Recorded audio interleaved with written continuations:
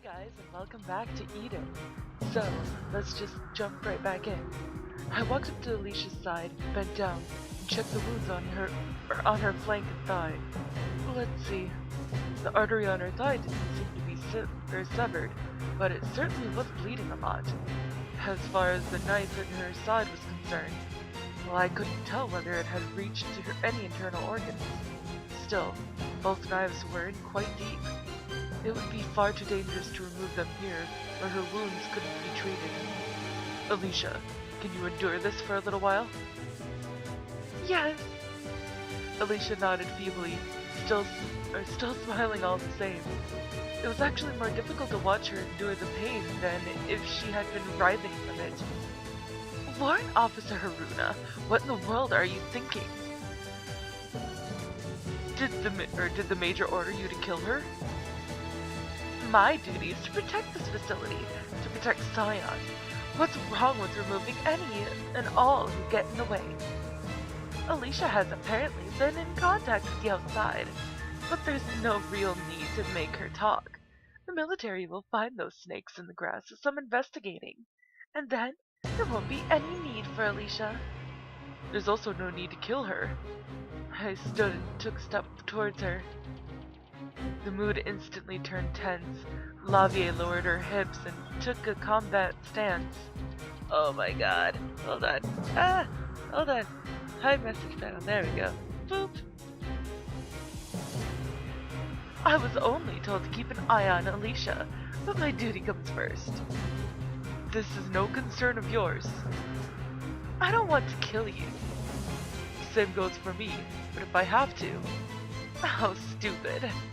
Lavie swapped to an underhanded grip and slowly closed the distance between us. I had my sidearm on me, so I had an overwhelming advantage at our current range. No matter how keen her movements may be, there was no doubt I would be able to strike first, and strike true. I wasn't lying when I said I admired you. I'm guessing you were the person important to me. I'm honored. So, I'll be sure to stay away from your vitals. A menacing smile rose to her face. At the same time, I took aim at her thigh and squeezed the trigger, but Lavie must have saw it coming and nimbly moved out of the bullet's trajectory, whatever. It was naive of me to aim for her leg. Lavie promptly flicked her wrist without giving me time to regret my decision. The finesse with which she handled her knives was like witchcraft and sent chills down my spine. I couldn't tell where she drew it from, nor when she threw it, but before I knew it, a knife had pierced the back of my right hand. Damn! I turned and threw my pistol at Lavie's face. Of course, Lavie swatted it away with a quick snap of her hand. But in that split second, I pulled the throwing knife out of my hand and closed in on her. Haruna! Be it close combat or a knife fight, I had no intention of being defeated by anyone. There was no time left for me to play around with this trickster.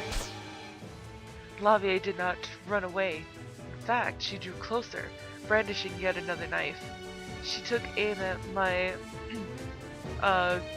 carotid artery and let loose another speedy, bloodthirsty blade in the exact way I had expected. I ducked and sidestepped as Lavie's knife narrowly grazed the scruff of my neck. Our piercing stares met one another for but a moment. I firmly gripped the knife, took aim, and thrusted. The sensation of flesh being torn apart ran through my hand. Her quiet shriek was accompanied by a sudden spray of blood which danced through the air. Was it too shallow? Lavie's face warped in pain as she doubled back briefly. Oh my god, we're actually gonna kill Lavie. An endless stream of blood trickled from her wrist, but she still had a firm grip on her knife. I was hesitant to say that that had been enough to take away her ability to fight. Don't you think you're taking me way too lightly? How so? Forget my wrist. You could have stabbed me in the stomach or anywhere you wanted just now. No. I'm sure with your skills you could have killed me with your first shot. So why? Why didn't you? You're supposed to be a murder machine that's killed dozens and dozens of people. This is revolting. Lavie glared at me with bloodlust in her eyes. She didn't even glance at her wounded hand. Why was she so full of hatred? What had she gotten so angry at? A cool head was paramount in a fight to the death. Lavie knew better than to let herself be consumed by rage. Don't tell me that you've gotten attached to me. If so, that was a terrible miscalculation. Don't disappoint me, warned Officer Haruna. I never knew you expected so much from me, warned Officer Lavie. I flung Lavie's blood from the blade with a light swing. Even a small knife, would be enough to take a life. The more you kill, the more you come to realize just how fragile the human body really is. Lavie was strong and had lived through her fair share of carnage, but even then, she would be no match for me. If she was beginning to doubt herself and turn emotional in the middle of battle, then she couldn't hold a candle against a machine like me. I'm sorry to interrupt just when the two of you are really getting into it. Both of us suddenly stopped as we heard the sound of Elicia's slow voice. Elicia was smiling sweetly despite the fact that her face had clearly gone pale. Both of you should stop right this instant. I don't want to see you two quarreling like this. Show some deference to your elders here. You're the cause of all this. Lavie was completely right. I don't want to fight Haruna either, but you, Miss Elicia. You went back to calling me Miss. Blushing, Lavie took a step back, surprised at her own words. It was truthfully a shock. You always called me Miss Elicia, and then you suddenly dropped the formalities a moment ago. That's because... Lavie tripped over her own words, the knife still in her hand. I picked up the handgun I had dropped. The murderous look on her face had almost completely faded, but I didn't want to drop my guard just yet. That's because what? Elicia was kind to a fault and urged Lavie to continue. Because, Miss Elicia, I looked up to you like a sister. I couldn't be impolite to you. Why, Miss Elicia? The knife fell from her hand. She bit her lip, stared straight at Elicia, and sounded like she might cry any second. You have not done anything wrong, Lavie. I was just selfish. You're not to blame. Elicia spoke gently and tried to console Lavie. I love you, Miss Elicia. The warrant officer Haruna is the one who taught me to be strong. I didn't want any of this to happen. Can't you tell I hate this? Lavie had tried to stay faithful to her mission. That was only natural since she was a soldier. However, before she was a soldier, she was a human being. And because she was a human, the knife fell from her hand. Of course I can. I also know you could not let me off the hook because of the Major, right? Lavie nodded. You love everyone. That is why you falter and wonder what you can do to make everyone happy. I believe that is how you should be. Had everything been sorted out? Lavie didn't seem to have any fight left in her, so all that was left was to escape. That wasn't gonna be easy. There was almost no time left until the explosion. Warrant Officer Haruna. Lavie spoke to me aimlessly as she applied pressure to her wrist, dripping with blood. Do you intend to take Sion and leave this place? Yes. You'll make an enemy of the entire world. Are you certain this is what you want? If this world is unable to grant the wish of a single girl, then I want no part in it. What a foolish way to live. You could have become an officer if you were to continue to serve as Sion's guard, too. I can't associate with such a fool. She spun around. since the military is the only place I belong. That's what I once thought too. If only you had kept believing that, then, Officer Haruna, I might have. Never mind. In the end, we're nothing but fools, you and I. Her quiet footsteps faded into the distance. Lavie left without ever once looking back. I doubted it was my imagination that she looked a little lonely as she walked away. I walked back to Elicia's side. Elicia. Yes. Her tone was the same as usual, but she was sweating profusely. Her wounds, her thigh in particular, wouldn't stop bleeding. It was clear that not tending to her now would be a mistake. If I recall, you're trained in medicine, right? Yes, to some extent. In that case, you must have medical supplies somewhere. Where are they? I had only learned some first aid, but that had to be better than nothing. I should probably go find a medic or a field doctor, although they've probably already escaped the compound by now. Could it be that you intend to treat me? If so, you should not bother. Not bother? It seems I'm going to die soon. Die? Elicia? It would appear that I did not have long in the first place, now having received this wound. This is hopeless. Wait, that's not... The end will not wait for anyone. I am sure you know that as well. Elicia, don't tell me. You already knew? So she had been lying about being in perfect health and there being no signs. It was hard to understand what was going on in her heart, since she was always smiling so sweetly, but had Elicia been suffering through this all on her own? Who knows? Surprisingly enough, I do not know much about myself. Why? If she was going to die soon, then why? Why are you smiling?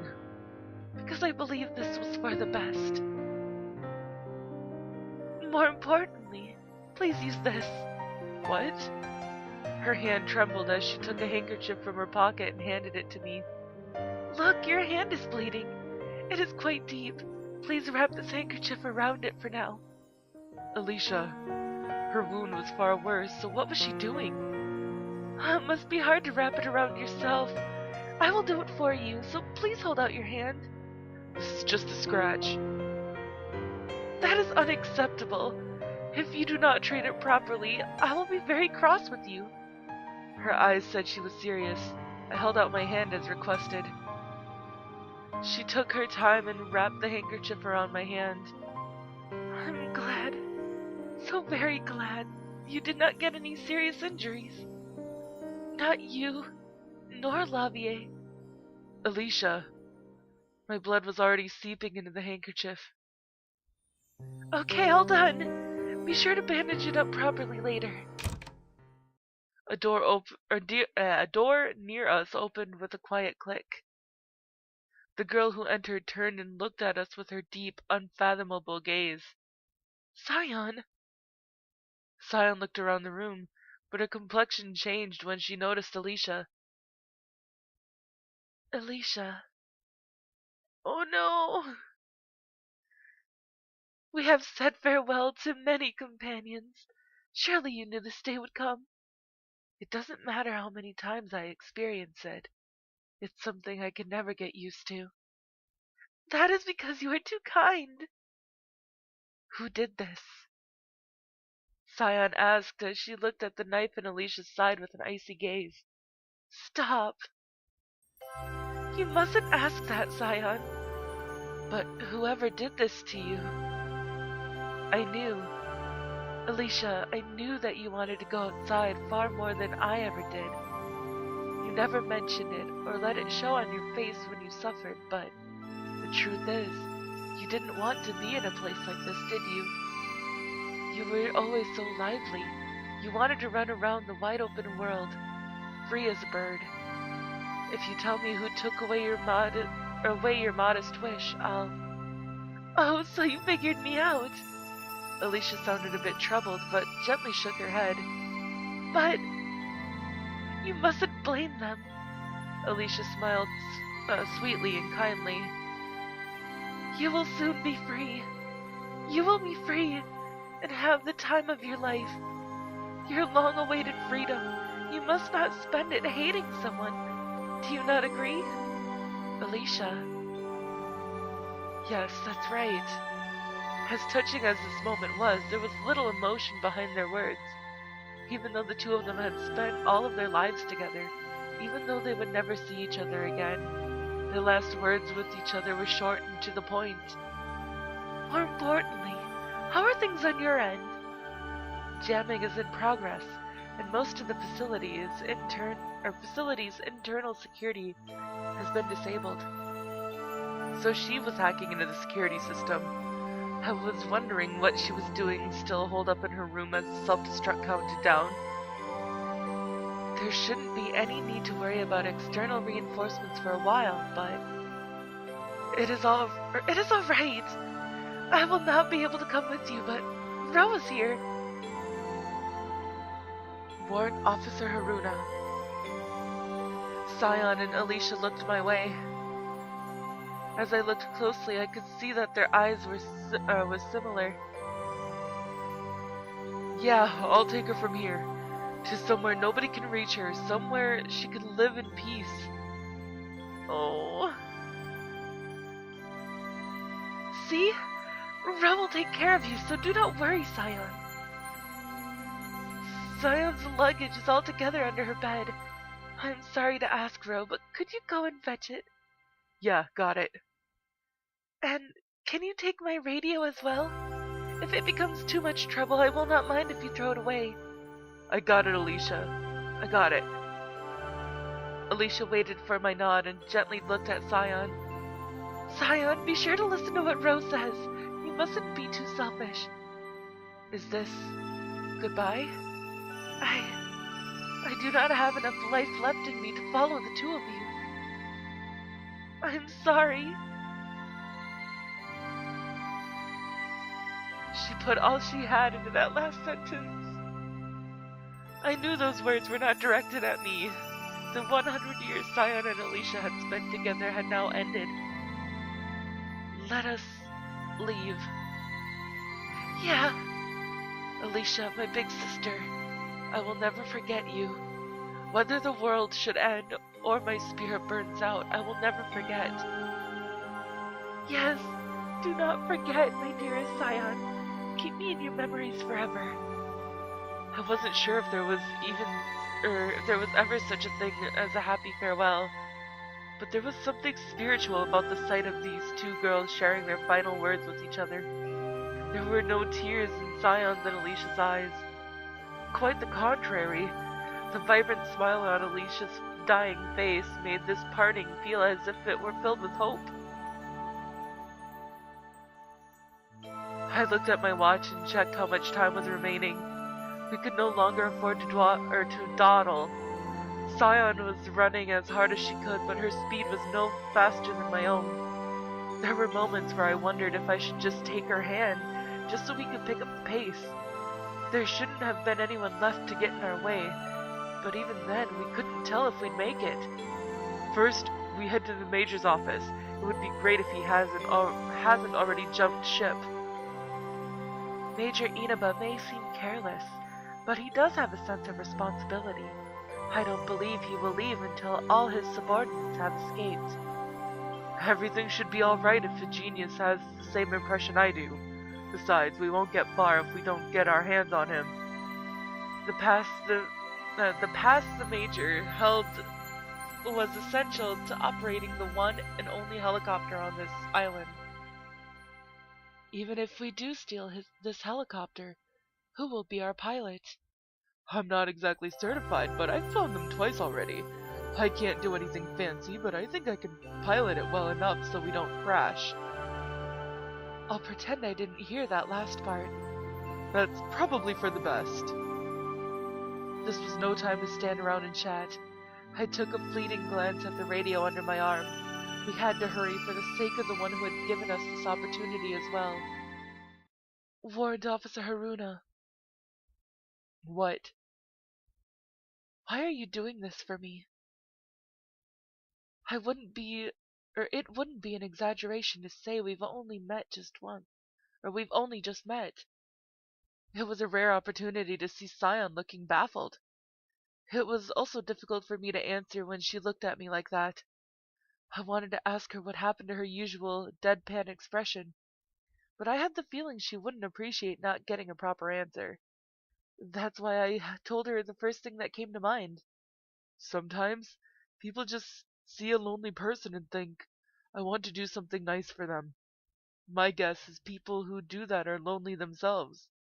At least that's what I think. So, you're lonely as well? When I joined the military, I felt as though I had found where I belonged, but I guess that wasn't enough on its own. What I truly wanted was something I left behind long, long ago. I was never able to get back what I lost, but if I can protect you, I believe I'll be able to live without any regrets. Even though that might just be an illusion? People cannot trust what their own hearts tell them right away. However, don't you think the reason people live is to make those potentially delusional emotions a reality? You're Sion chuckled and began to smile. But this is all the time that I have for this episode, guys. So if you liked it, please give it a big thumbs up down below. Oh, I cried a little bit this episode. But anyways, thank you so much, and I will see you guys in the next video. Bye-bye!